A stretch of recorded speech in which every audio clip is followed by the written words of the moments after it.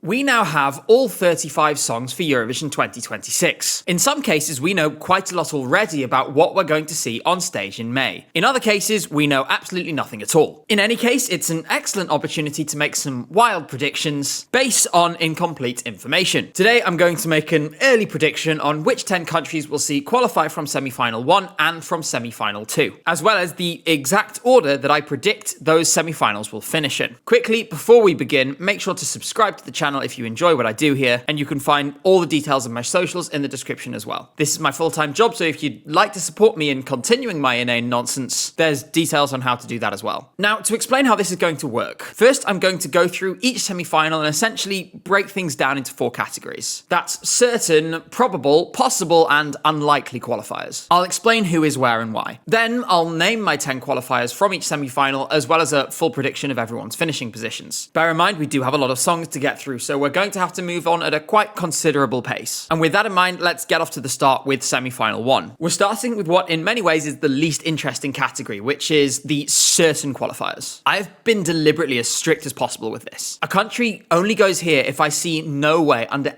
any circumstances that the country in question could fail to qualify for the semi-final. If I see any failure path whatsoever, you're not going in this category. Even under those tight restrictions, there's still 4 of these in semi-final 1, and the first of those is Finland. They're clear favourites to win Eurovision at the moment for a reason, and every indicator so far is looking pretty good. They're obliterating everyone in every single fan poll, and are seeing scores that are actually proportionally higher than every other Eurovision entry this decade. There are 1 or 2 question marks over the vocals and the staging at the moment, but even in its current form, and even if they have a bad day on semi-final day, they are going to sail through. Most likely, they'll come at the top of the semi-final. I don't see their success stopping there either. Joining them there will be Sweden. I'm not sure this is contending for victory in the same way Finland is, but it's also probably the song and performance that we know most about. Sweden don't tend to reinvent the wheel in between Melodifestivalen and Eurovision, especially if it isn't necessary. Personally, I don't think any particular upheaval is needed here. Felicia has all the jury appeal and all the televote appeal that she needs to sail through and pick up points everywhere, even if there probably won't be that many 10s and 12s. Take what you already have,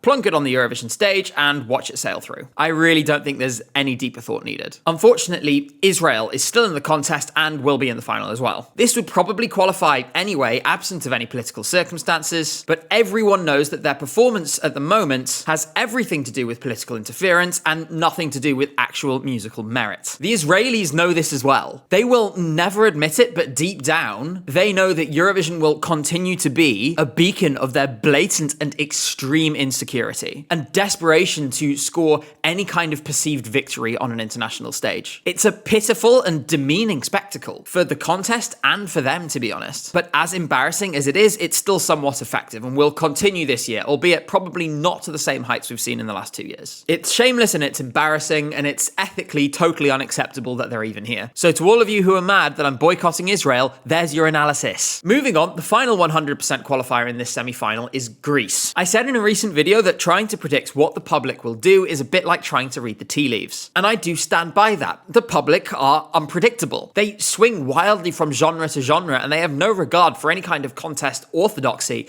that myself and other superfans would be wedded to. That said, I think there is a safe bet here that the public will engage enough with this to get it to 100 to 150 points, at the absolute minimum, and that is already enough to qualify. The juries aren't going to do something utterly ridiculous to put this in any kind of jeopardy either. The worst case scenario is a total rejection from the juries, and even then you're probably still 7th or so in the semi-final. That is a comfortable qualification, and the best case scenario is probably winning the thing outright. Achilles is going through, that's not a question. Now we're on to the probables, and when it comes to the probable qualifiers, I think in most circumstances they will go through. It's just that I do see a reality, maybe not a very likely one, where somehow they fail. I will explain that for each one. We're starting with Moldova, which to be honest was very close to being in the certain category as well. If Romania and Ukraine were in this semi-final, it would have been in that category, because that would have been a 24 points from Romania and probably a 10 or a 12 in the public from Ukraine as well. Even without them, Moldova should be just fine, because this is going to be a televote lightning rod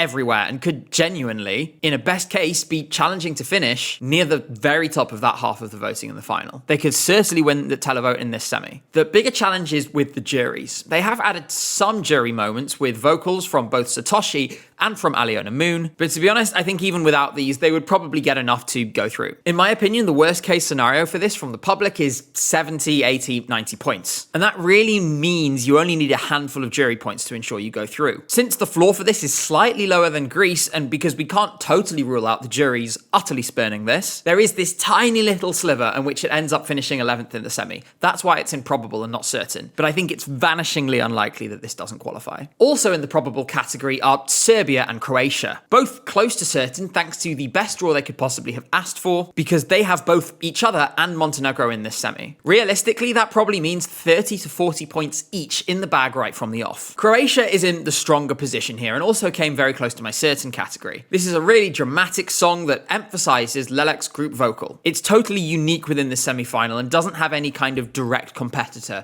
for people looking for the same thing. For that reason, a hefty jury reward should be forthcoming, and scraps from the public will see them through. The reason why this is improbable is that every now and then you do have a truly logic confounding result, like we saw with Albania last year, where the jury spurns countries, especially in the Balkans and the rest of Eastern Europe. In this case, what that would look like would be sputtering to maybe a total of 60 or so, and juries only really giving it 3s or 4s. Even then, you'd need a total public vote collapse to not qualify. Since you can never trust the public, this just pushes them out of certain and into probable. Let me remind you, if I can envision any realistic scenario in which a country fails to qualify, then it can't go in certain, and that's the case here. I have cursed far too many people in the past, so I just don't want to tempt fate. Serbia is in not as strong a position as Croatia, but I still think they're going to be fine. Aside from the aforementioned helpful neighbours, the uniqueness of this song and the fact that this is a genre with a small but dedicated fan base, spread fairly evenly across most of the participating countries, makes me feel quite optimistic about its public vote performance. Although we should have a pre-warning that this will be divisive, and I'm not really expecting a huge jury haul. With that in mind though, if they, for example, pulled 40 points from Montenegro and Croatia in total, and to be honest, expecting 4 10s for this from those two countries is, if anything, pessimistic, then an average of 4 points from the public in all the remaining voting countries would take you to 82. That's before you get a single jury point from outside the Balkans. They will pick up at least a few, and we have not many great examples in the past for this at Eurovision, but if you take Hungary in 2018, they got 23 with more countries in the semi, but also nowhere near as many friends. Overall, I think Serbia will pretty comfortably claw everything together they need to get through,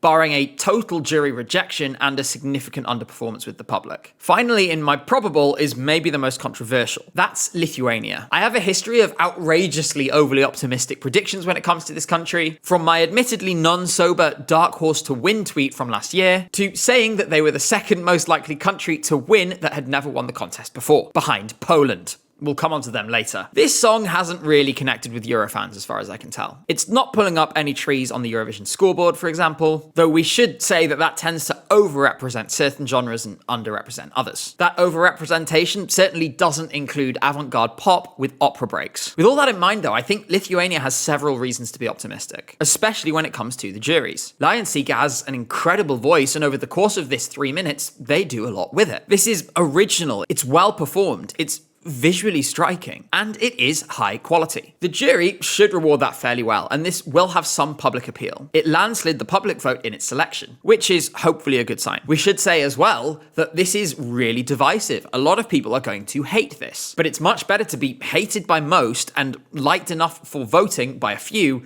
than it is to sort of being seen as fine by everyone. This is the kind of thing that will fly a little bit under the radar, secure a lot of 4s to 7s, both on the public and the jury side, and qualify without an issue. Having the UK voting in this semi-final would have been helpful, because that is usually a big public vote magnet for Lithuania, but it's hardly fatal that they've lost that. For me, it's a pretty limited set of realities in which this fails to go through. Now we're going from the probable qualifiers to possible ones. All of these do have a clear route in my opinion, but it's a toss-up whether it actually happens or not. If we assume that all of the probables and all of the certains do indeed qualify, that means 8 places are already gone. Everyone else from this point on in this semi-final is fighting for 2 places. We're starting this section with Georgia. Bzikabi being in Eurovision is still a little surreal, but this isn't a gimmick in the way their junior effort was. It kind of reads like it has an anti-AI sentiment in places, in fact. Can't digitize our thunder, no code, no clone, feels pretty pointed. This is a decently put together and produced pop song, but we have no idea how well they're going to perform it live or whether the staging will be any good. Georgia doesn't have a particularly amazing record on this front, and for me, I'm still scarred from what they did to Iru in 2023. My issue with this is I'm just not sure how many people will come into the semi-final looking to vote for a cleanly executed but not particularly remarkable Eurovision-style pop song. It'll pick up enough small amounts to put itself in the mix, but getting over the line is going to be a struggle without an obvious lane or selling point. Montenegro is also in a bit of a scrap, but potentially with more upside than Georgia. This has a clear identity at least. It's a dark pop song leading into witchy kind of vibes. In my opinion, they need to go really hard on this element. They need to give it proper horror-ish vibes on stage. That's going to distinguish it from the Swedens and arguably the Georgias that are also jostling in some of the same postcodes. The small revamp that they did of this has helped, but I am also conscious of the fact that Montenegro does have a structural inbuilt disadvantage, given they're a delegation with extremely limited resources, and therefore don't necessarily have access as easily to paid-for stage effects like wind machines and fire and so on. Hopefully that won't be a telling factor in whether they qualify in May. They do have the potential friendly neighbour factor in the form of Serbia and Croatia on their side, and that again could be worth as much as 30 to 40 points. The question for me is it going to pick enough up elsewhere to make it through?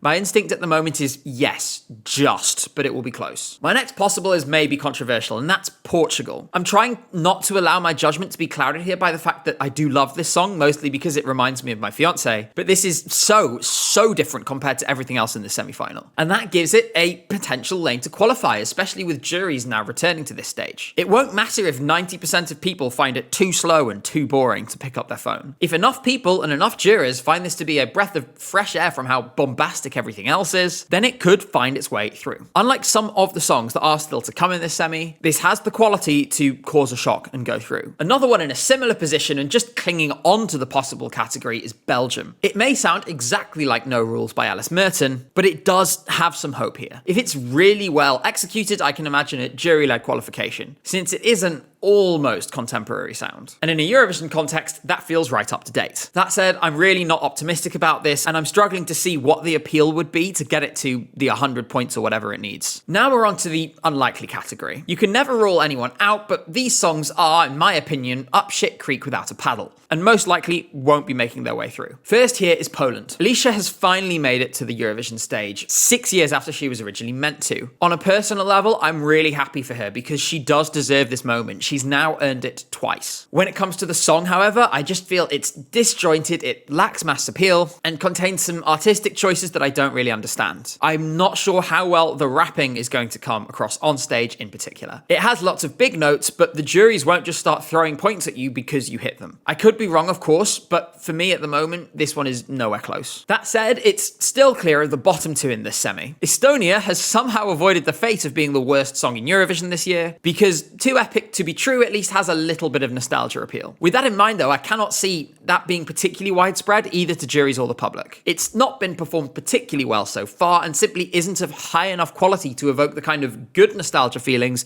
that you would need to get through. If enough people ahead of them have total flame out disaster classes on the day, then maybe it'll sneak through in 10th, but I wouldn't get your hopes up. The clear last place in this semi is San Marino. Senate has money to burn, so I'm sure they'll throw everything at it in terms of staging, and unfortunately that may well include the appearance fee for Boy George, who was previously convicted of assault after he handcuffed a man to a radiator and, for legal reasons, allegedly beat him with a chain. Boy George maintains that the welts that the victim got on his body are because he was HIV positive and not because Boy George beat him. For legal reasons, I am not implying anything here other than what has been proven in court. In any case, somebody who falsely imprisons someone should not be anywhere near the contest. It's a safeguarding risk if nothing else. Unfortunately, this song will be nowhere near the final. Adrenalina was 5 years ago and way more current than this, and at least Flo Rida wasn't a convicted criminal. Now we've gone through each of those, it's time for the final order, and I'm going to show that on screen now. This very much feels like a semi where we have 8 which I feel are pretty nailed on and 2 places that are up for grabs. But we've said that before and then been flashbanged by a shock Portugal qualification in 2025, so ultimately anything could happen. Let me know your thoughts on this order in the comments. Next we have semi-final 2, and we'll go through the same process again. This one is more open than semi 1 in my opinion, so expect there to be more mistakes. First is the certain qualifiers, and we have 3 this time rather than 4. Ukraine always qualifies and that won't change here. This is a strong song and it'll clear 100 points on both sides of the voting. Australia is also here, possibly with less public appeal, but with a lot of jury points coming. I feel confident in this assessment because Delta Goodrum's live vocal abilities are long proven. Finally, and I can't believe I'm saying this, Denmark is a total sure thing as well. I made a whole video about how good this performance is, and even if they changed absolutely nothing, they'd probably still sail through with massive scores on both sides. Now we're through those, we can spend a little longer on everyone else. First in the probable category and very close to certain is Cyprus. This isn't the most original song in the world, but what it is very well executed, charming and fronted by a charismatic performer with a good amount of stage experience, albeit not in this format. That means there is still a tiny question mark, but it really is tiny. If the live performance is a total car crash, then it could go just wrong enough to knock Cyprus out. But Antigone only really needs to drop a 5 out of 10 performance and have a good amount of energy to avoid that fate. I'm almost certain about this, but given the strictness of the criteria I've set out, it's going to sit at the top of probable rather than being uncertain for now. Next up as a probable qualifier, and one I've actually become very bullish about, for reasons I will explain, is Albania. On the surface, this is a strongly sung ballad in Albanian without treading any sonically unusual ground for viewers. That said, an important choice has been made that, in my opinion, transforms this song's chances. There will be subtitles on the screen under this performance in English, and as a result, everyone is going to understand the meaning. This is a song sung about parents whose children have left home. The viewers with disposable income to vote in this show are, in many cases, going to feel that message very keenly. This song didn't move me that much until I saw the music video with the subtitles on screen, and it nearly brought me to tears. In my opinion, this is now a clear and safe qualifier. Joining Albania in probable are two more ballads in the form of Czechia and Malta. These both have lopsided appeal because I'm expecting a lot of jury points, maybe not so many on the public vote side. That said, that public vote question is mostly academic because they will do so well with the jury that it will kind of make that irrelevant. Ballads do have a massive variance in their outcome, so it's quite difficult to place these, but unless we saw the most extraordinary public rejection for either of them, they're not going to be at risk of failing. Unless something bizarre happens, these will be through. Now we go on to a much larger possible section. I'm having a really hard time separating this lot, and I think there could be some really tight scores around the 10th place mark, but there are a couple that are more likely than others. Norway is one that's a little underfancied, in my opinion, at the moment. It's distinct from everything else in this semi-final, and it's ended up here because Jonas Love performed it really well at the national selection. If he replicates that at Eurovision, I think he'll have a strong chance of going through. But we have seen, in fact, regressions from the Norwegian selection to Eurovision before. So being scarred by this in the past means I'm just not that sure about it. The song is very conventional and quite repetitive as well. So there are just enough unknowns here that I really can't get it out of this group. Another possible that I'm actually relatively optimistic about is Romania. The Romanian national final didn't have great production, so to be honest, we don't really know yet just how well Alexandra Capitanescu can sing this song live. That's an important question because operatic vocals sound amazing when they're perfect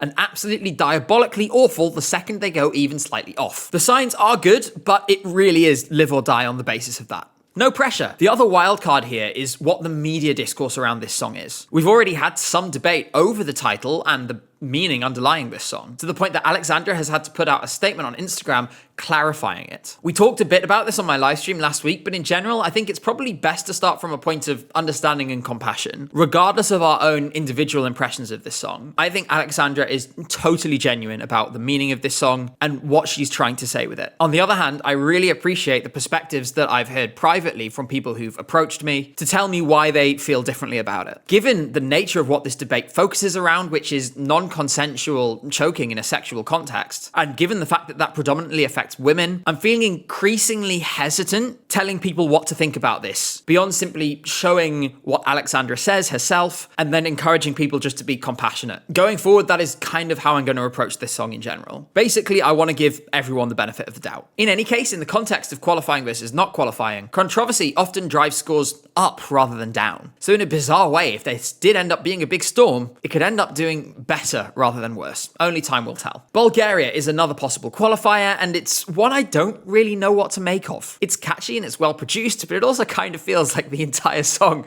is one long chorus. I'm just not sure yet. What I will say is Dara is likable, she's charismatic, and she has an interesting visual identity. That combined with a good live performance should give it some appeal at least. But I can't help but wonder if I'm just missing something here. It kind of feels like everyone has assumed this is safer than it actually is. If there was going going to be a shock flop in the semi-final, I do worry that it would be Bulgaria. Another that could be in trouble, as much as I love the song, is Latvia. It certainly doesn't help that this semi is a ballad fest, and at present all of Malta, Albania and Czechia look like they're on a very solid route to the final. As a result, despite Atvara's vocals being exceptional, getting crowded out here is a distinct possibility. If this is blocked from getting big points in the jury by those other ballads, it could end up finding itself falling short. Finally, in the maybe section is Armenia, who once again have a song that is very loud. They have France in this semi-final, which is helpful to them. But once again, I'm not sure I see the appeal for this. I don't know what the jury would hook onto, and outside of diaspora, I don't understand particularly well what the voting coalition looks like for this either. Both Armenia and Azerbaijan will be disappointed to see the other one in the semi-final too, because that is automatically 24 points off the table that they cannot access under any circumstances. This clings on to being a possible qualifier because it does have the potential to produce a fun and memorable live performance. Like, I can see this working on stage. I'm not that hopeful, but I'm giving it the benefit of the doubt at the moment. Finally, we have the unlikely qualifiers, and unfortunately first here is Switzerland. That's not to say this isn't a good song, because personally I do enjoy it, but it doesn't fit the Eurovision mold at all, and while that's not necessarily a bad thing, in this case it's because it just doesn't grab the attention enough. This will come away with some really hardcore fans, which will hopefully mean that this has been an overall positive experience for Veronica, but I just don't think it's going to be competitive for the final at the moment. Like I say, I have a real soft spot for this song, and I would love to be proven wrong, but it just feels like an uphill battle at the moment. Luxembourg is also rather lost in this semi, I'm afraid. Eva Maria is a good vocalist, and she does perform this well, but the song is just so generic, and it doesn't really have many opportunities for potential uplifts or wow moments to save it. That said though, it will finish clear of the very obvious last place in this semi, which is Azerbaijan, a song that I will say for legal reasons has absolutely no AI involvement in it whatsoever. Like, I'm sorry, but this is just awful. Like, this is just a terrible song. That's all of the songs from semi-final 2, and so on screen now is my prediction of how things are going to finish at this stage. I'm sure everyone watching will disagree with at least one, if not several things in this video, and I'd love to hear what you did and didn't chime with. So please comment down below and let me know how you think this is going to pan out. We will revisit this again probably the week before the contest, so it'll be interesting to see how different the thinking then is to now. For now though, that is going to be everything for today. Make sure to subscribe if you enjoyed the video so you don't miss anything of what is still to come over the next few months. Take care, and I will see you again very soon.